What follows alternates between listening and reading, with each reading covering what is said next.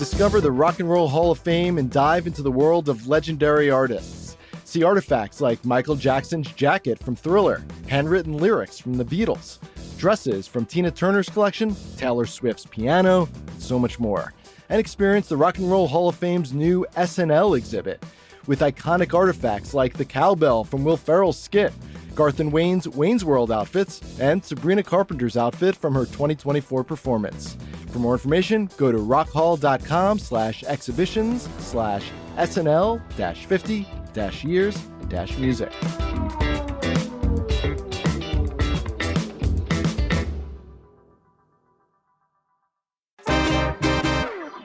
It's the Friday News Roundup. We're talking about major cuts to SEPTA and how we're all going to be feeling it. Larry Krasner's Democratic opponent for District Attorney is now his Republican opponent. Where is the Frank Rizzo statue going? And we partied with the best of Philly. It's Friday, August 15th. I'm Trenae Nuri, and here's what Philly's talking about.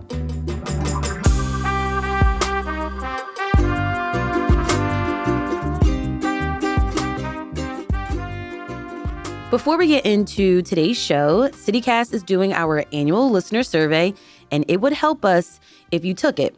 If you took it last year, we are very grateful, but we need you to take it again because we need new, fresh data. So head over to citycast.fm/survey to take the survey. It's only 7 minutes long. That's citycast.fm/survey.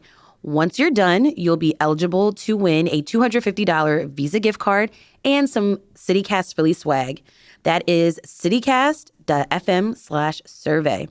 All right, let's get into all of this news. Joining me this week at the Fiddler Club is CityCast Philly executive producer Matt Katz. Hey, Matt. Hey, Trenae. Well, we are here. Yep. SEPTA is moving forward with its planned service cuts to mass transit. Yep. After weeks and weeks of dilly-dallying and delaying and dismissing the fears of Philadelphians, the Republican Senate finally got back from their long summer vacation and reconvened, and there was good news and ultimately bad news. The good news was they finally approved a budget that was more than 5 weeks overdue. They had not yet voted on a budget that was due July 1st.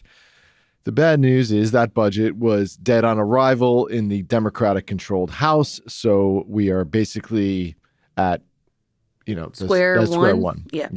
The Senate passed a $1.2 billion transit plan that involves using money already earmarked for capital projects. This is why it was dead on arrival. So they diverted money for safety and maintenance of SEPTA infrastructure, and they want to spend that on operating the system. This is not what SEPTA wanted. This is not what Democrats wanted. They wanted an infusion of money to make up for the deficit, $200-something million deficit in their operating budget.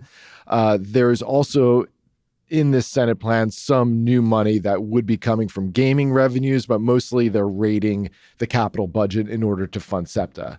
So Democrats said no. They immediately voted to reject the Senate budget. They said it would cause just far more expensive problems down the road for the transit system. And that means SEPTA says they will go ahead with the 20% service cuts starting on August 24th. They said the Senate proposal, even if it were to be passed and signed by the governor, it just won't help their situation, their dire financial crisis. So 32 bus routes to be eliminated. Special routes like for the sporting events at the stadiums where they add extra lines, those will no longer happen. Routes will be shortened on 16 lines. The remaining bus, trolley, regional rail lines will have longer times between pickups. And fares will go up 21.5% on September 1st to $2.90. All right, so where does that leave us now? Negotiations continue.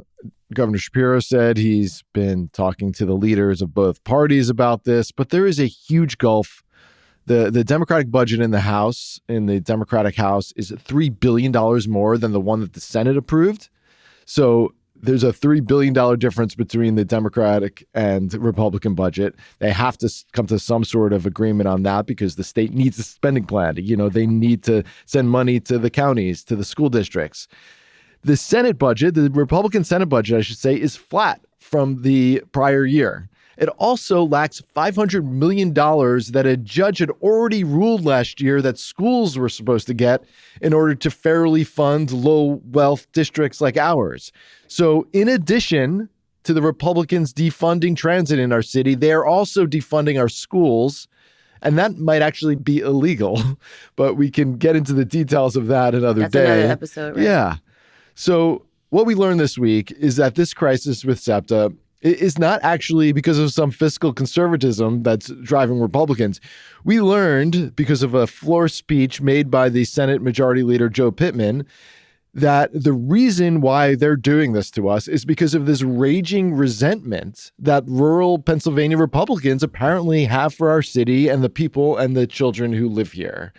And Pittman, the Republican Senate Majority Leader, said so himself in what the Inquirer called a rambling speech kicked off by a paraphrased recital of John Mellencamp's Small Town. What? Yeah, he basically led off his speech by reciting the lyrics to the Mellencamp song Small Town. Mellencamp, by the way, is a big liberal who goes after Republicans who try to use his songs because they're very like Americana. So when Republican candidates for office try to use his songs at political rallies, he like fights against that and says, no, you can't use my stuff. In any case, Joe Pittman began by like paraphrasing the song. Well, I was born in a small town and I live in a small town.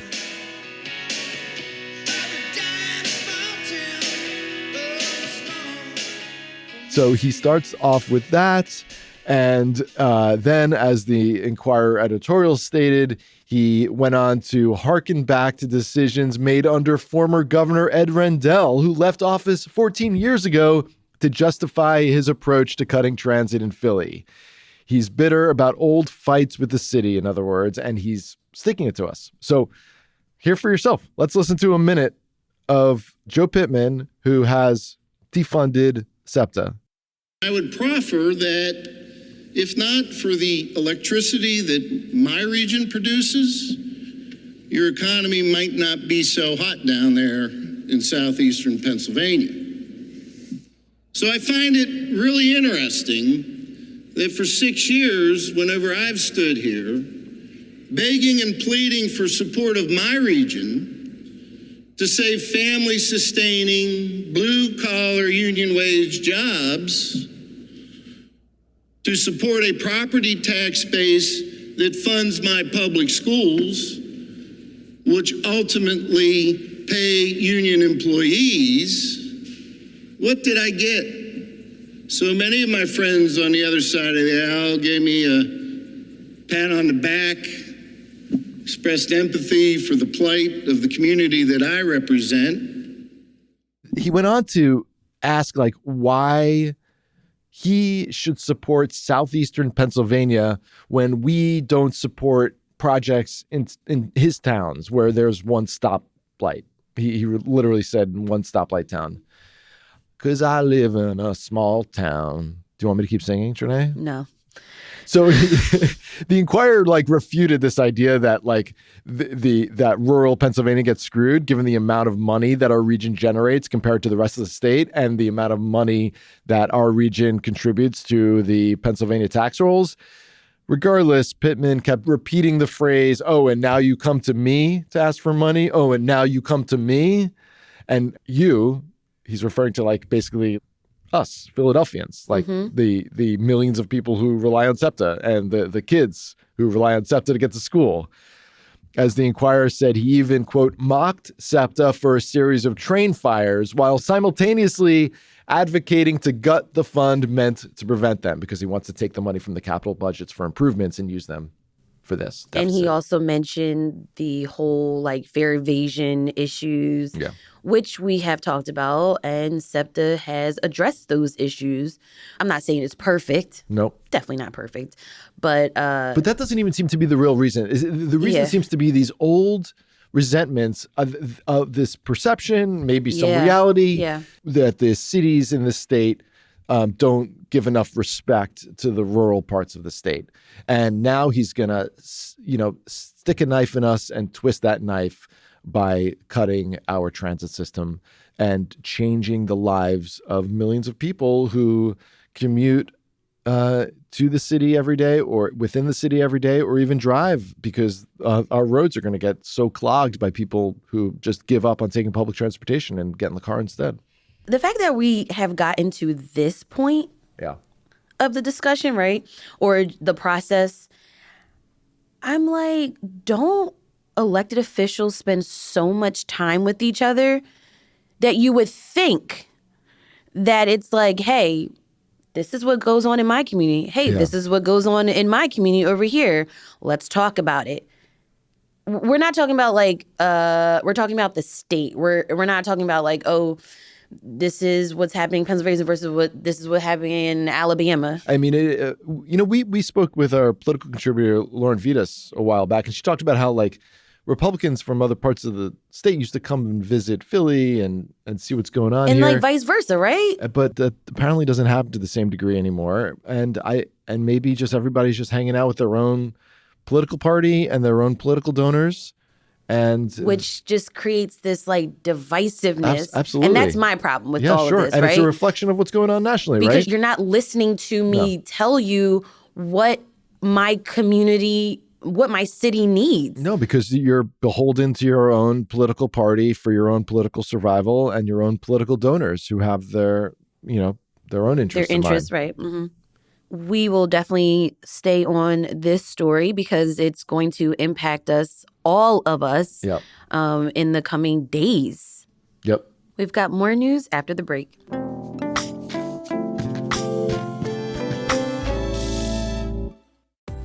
Got any fun trips coming up? One thing you probably haven't put on your packing list is learning the language. But with Babbel, you can start talking in just a few weeks. I'm David Plotz, the CEO of CityCast, and I've been learning Spanish with Babbel. And I also just persuaded my friend who's going to France this fall to learn French with Babbel, but that is another story.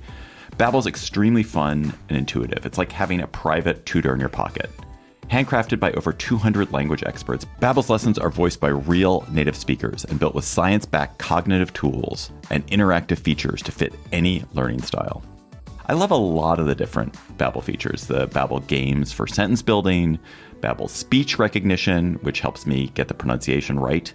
And now I'm really into Babbel's word of the day, which greets me on the homepage of the app. Every day, a new word revealed like a little surprise with a sentence to help contextualize it. It's like a daily treat for me. Studies from Yale, Michigan State, and other leading universities continue to prove that Babbel works. One study found that using Babbel for 15 hours is equivalent to a full semester at college.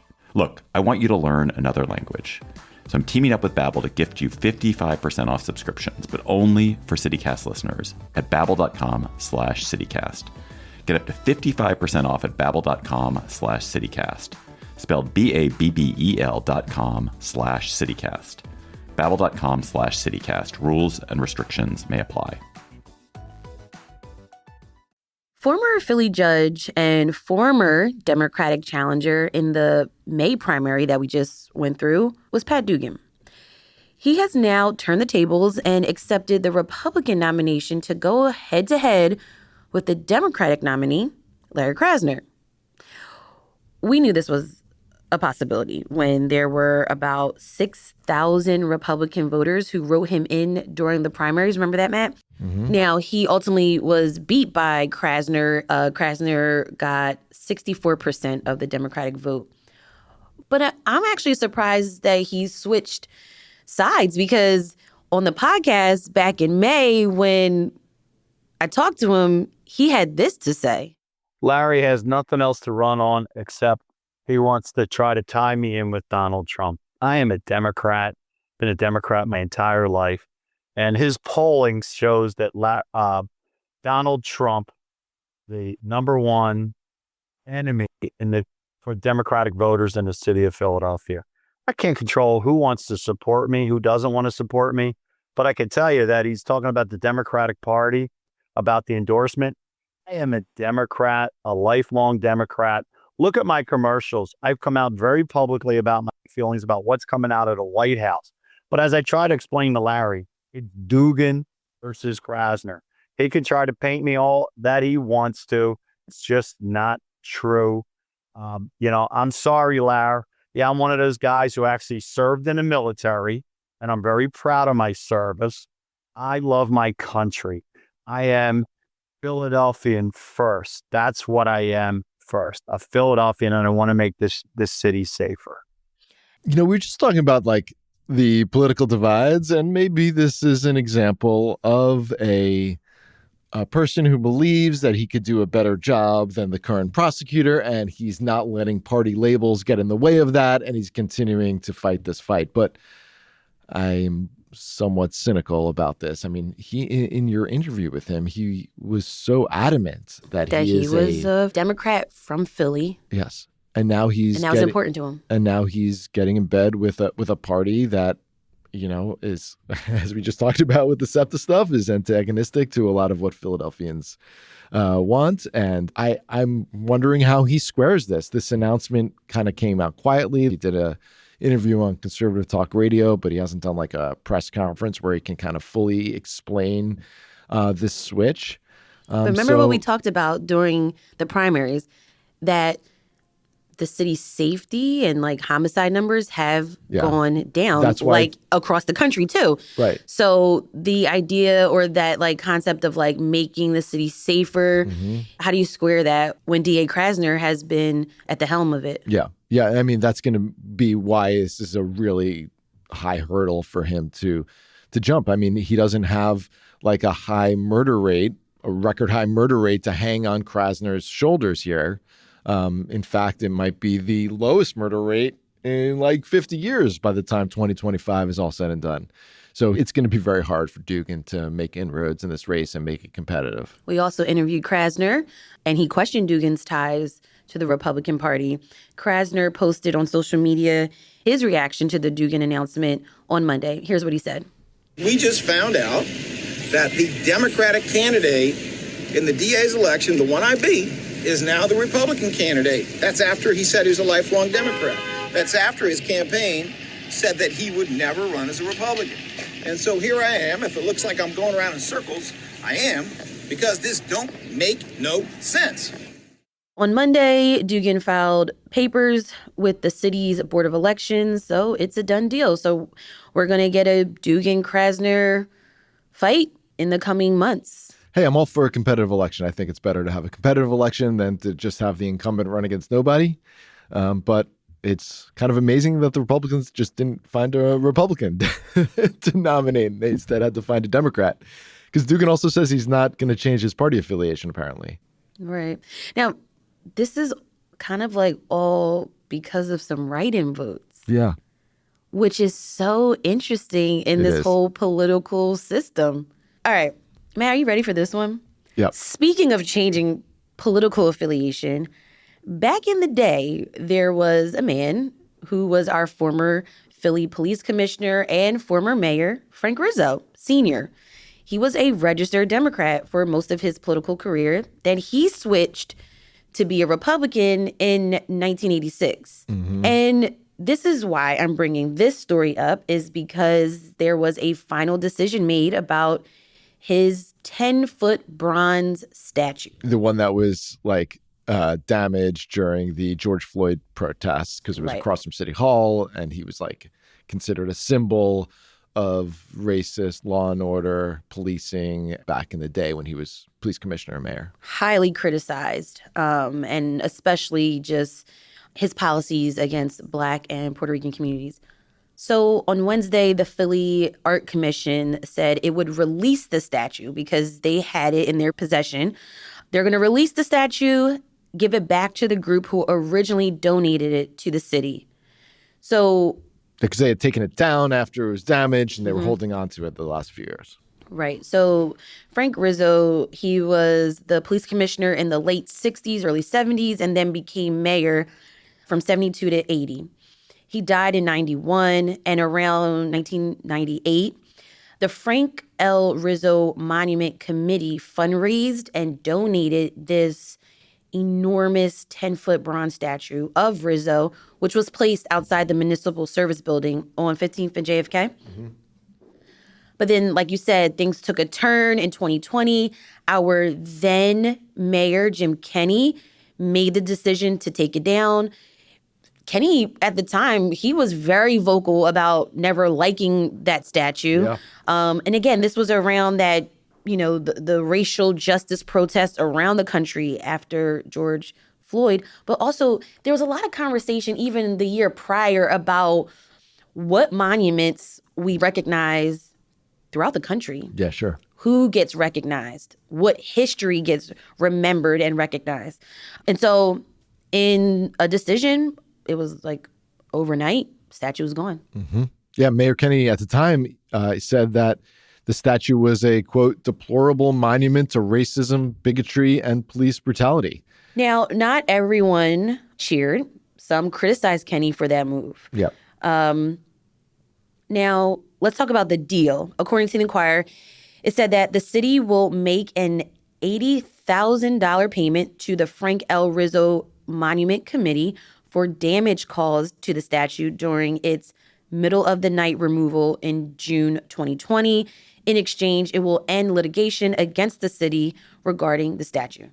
And as part of this deal, the statue, whenever it goes back up somewhere on private property, wherever the monument committee finds to reinstall it, it cannot be visible to the public passing by without a waiver from the mayor. So the mayor could say, okay, you could put it somewhere where people can see it from the road. But that seems very unlikely that this mayor would, allow Rizzo's statue to be all too visible. So we'll see where it goes. All right, we'll be back after this break.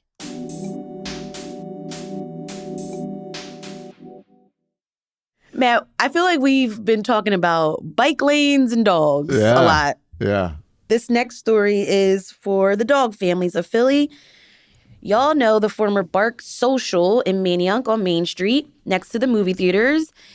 Well, it's going to continue to be dog friendly. An Atlanta-based dog park called Fetch Park is going to reopen the space for what? A dog park and a bar and a social gathering spot for Philadelphians and their pups.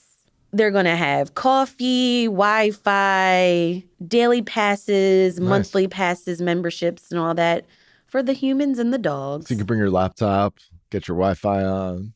Cool. Yeah. Good for them. More dog parks. I'm all for more dog parks. You know why? 2 reasons. 1, I love dogs. 2, I don't love all dog owners. I find them to be a little bit annoying in how they handle their dogs on the sidewalks, in that they don't control their dogs enough on the sidewalks. And I'd like them to take their dogs to the dog park instead. On my way to the Philly Club You want this more morning, accountability. Yeah. Yeah. And I want them to just be corralled in a certain place, these dog owners, because sometimes they just think the whole rest of the city is a dog park, and it's not.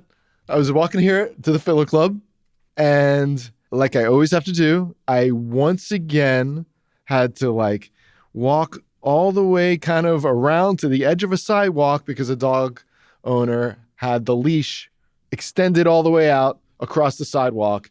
And God forbid a dog gets out of my way. But no, I, the human, have to get out of the dog's way. And that still didn't prevent the dog from coming up to me and putting his wet nose on my pants. And listen, I love dogs. And I would have wanted to pet that dog maybe, but I don't know if your dog's gonna, nip in my hands. I don't know anything about your dog. Also, just keep your dog away from me, please. Right. So more dog parks means fewer dog owners on the sidewalks, is my theory. I think people are listening because people are being more kind to me with their dogs. Oh, really? Again, I'm with you. I think dogs are cute. Yeah. I think they are, a part of people's families and special bonds. And Totally. I love, to hear that little roof roof, okay? Totally. However, please dog. do not assume that I'm comfortable with your dog coming up to me or my child.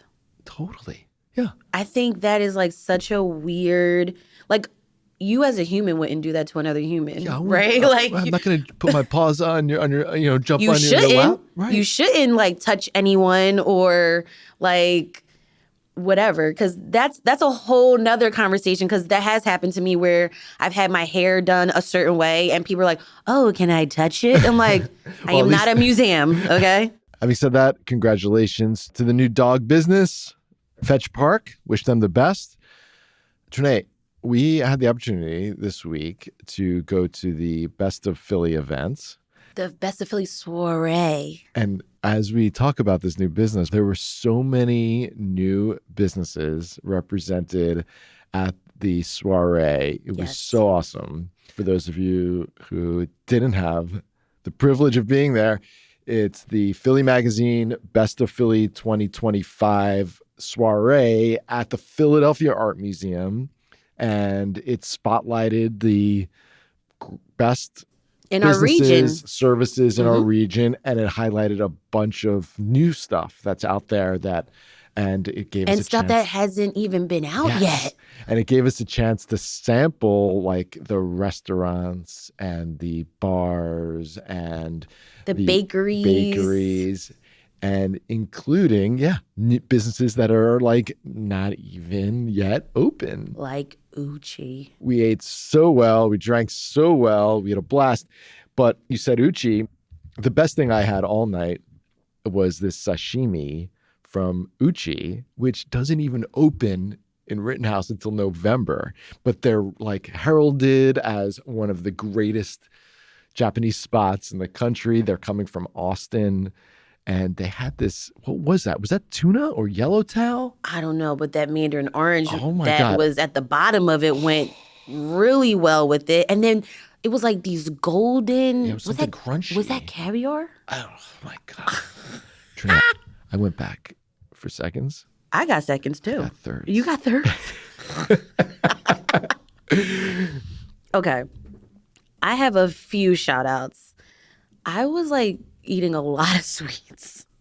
Levain Bakery in Rittenhouse, by far like one of my favorite bakeries in the city, had the 2-chip chocolate chip cookie, y'all. Ugh. I'm talking, like, I like that cookie because it's like not uniform. It's just like clumpy. I love that. Second Daughter in the Bach building, fudge brownie. Yes. Darnell's cakes was good. Yeah. And Kyle was serving it and it was good. Oh my God. They're opening at 9th and Spring Garden. They're not open yet. And we got a preview of that. Now, there are some spots that I like that are not in Philly proper. Shout out to Saddle Hill, one of my favorite wineries in Voorhees, New Jersey. Cool. Y'all have to drink the Starflower. It's a sweet white. 1906, which is the restaurant attached to Longwood Gardens. I had the charcoal roasted beets. Whoa. Now, I missed that. Yeah, I'm sorry. It was amazing. My favorite activation was from Fistful of Flowers. They were hand making bud crowns. So basically headbands with fresh flower buds, moss, pearls, rhinestones. I mean, I was wearing that throughout the night and I felt so beautiful. Aw. Yes. I know you were rocking that all night. It was so cool to like have that type of experience. There was also an activation from Atlantic City out there. Yep. And the museum looked so cool. They had an 11-piece band. This was on multiple floors of the center of in the center of the art museum. Right, where you the famous steps where Shirley Ralph and PA Senator Vincent Hughes just renewed their wedding vows, which was in Vogue magazine. Yep. I had a great cocktail from Attica Rooftop, where I've never been. It's a brown and Attica. Oh, really?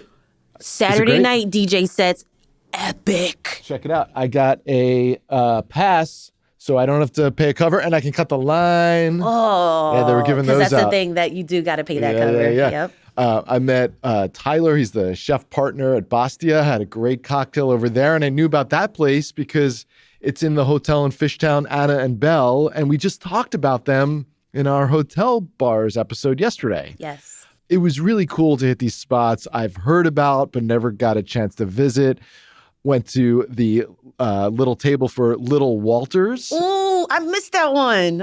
They won a Best of Philly for Eastern European comfort food. I had a chicken liver uska with pickled mushrooms melted in my mouth. Just fantastic. Best part of the night, I think, was just the people watching, right? Mm-hmm. Philly looked good. It did. Philly cleans up nice. Yes, we do. But it was still Philly, so, still some random guys in Eagles jerseys and shorts, I did see that guy. You also told me about the pickle table. The Fishtown Pickle Project. They had slices of pickles, and then it had a little bar where you could put toppings on, including bacon bits, potato chips, scallions, and then they had peanut butter for the adventurous. Whoa, peanut butter pickles. I didn't do that one. And we ran into friends. We all ran into people we know. Yes. And contrary to what Senate Majority Leader Joe Pittman thinks, Philly is also a small town. Yeah, I live in a small town. I ran into the chef at Bolo, the Puerto Rican place on Sansom Street. And we met him at the Tasties earlier this year. And I had just seen him the night before because I was at dinner there, and my waitress from that night was also at the Best of Philly event. So I ran into her, chatted with her for a while. She was great. And that restaurant is great. So Philly's a small town, man. And that's why we should get funded just like all the other small towns. How about that? Look, see how I brought that all back around? I like that. I like that. Anyway, let's talk about what we're doing this weekend. What are you up to? I am trying to squeeze in some DIY projects before the end of the summer, before school starts, before life gets busy. Nabi is in football, and I know my Saturdays are going to be involving me to be cheering on the sidelines. Mm-hmm. I got a lot of weeds happening, so I need to be pulling those out. I want to paint the house, inside of the house. I have to prepare for back to school and my kid's birthday. Oh, that's coming at the same time? It's weeks apart. Yeah. So that's fun. So this Sunday, I'm headed to the Philadelphia Caribbean Festival. It is happening. It's part of the Pico Multicultural Series. It's happening at Cherry Street Pier and Race Street Pier from 12 to 8. It's free. It's open to the public, rain or shine.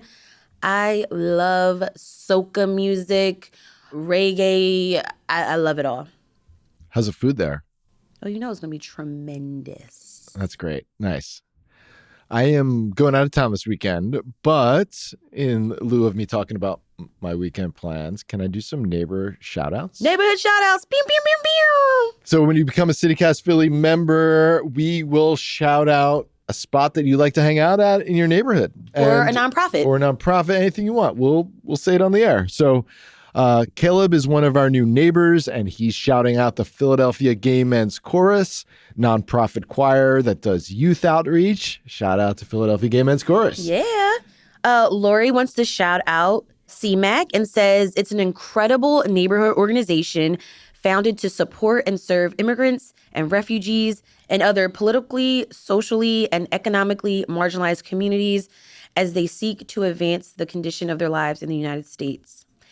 CMAC is always looking for volunteer support through cleanup days, community days, and through donations. And CMAC is an acronym. It's Southeast Asian Mutual Assistance Association Coalition. Yes. Dax wants to shout out Tallow Philadelphia, which is a chicken joint on Island Avenue, South Philly Ice, Manny Young Pizza, bacon on a stick, Congreso de Latinos Unidos, and Hector from Water Ice. Dax says, I want to say thank you to local spots and creators for keeping Philly's flavor and culture alive. All right, Dax. Yeah, we experienced a lot of that this week. Yes, so, we did. Can appreciate that. So welcome to Caleb, Lori, and Dax, and to Darcy, Nicole, and Kevin, some of our other new neighbors. You can join this group of neighbors, support the show, get great perks, and shout out your favorite business or nonprofit by becoming a CityCast Philly neighbor at membership.citycast.fm. Listen, we are real Philadelphians experiencing the city, living in the city, raising kids in the city, living life. So support the show. Thanks, everybody, and thanks for listening.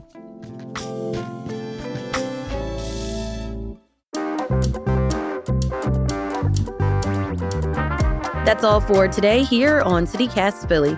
Our executive producer is Matt Katz. Our producers are Abby Fritz and Selena Say Reynolds. Our Hey Philly newsletter editors are Siani Colon and Natalia Aldana. And our host is me, Trenae Nuri. Music is by Philly's own Interminable, with additional music from all the Kimonos. If you enjoyed this week of episodes, share it in the group chat, rate the show, leave us a review, and subscribe to our morning newsletter, Hey Philly. We'll be back Monday morning with more news from around the city. Have a great weekend and be safe, y'all. Bye.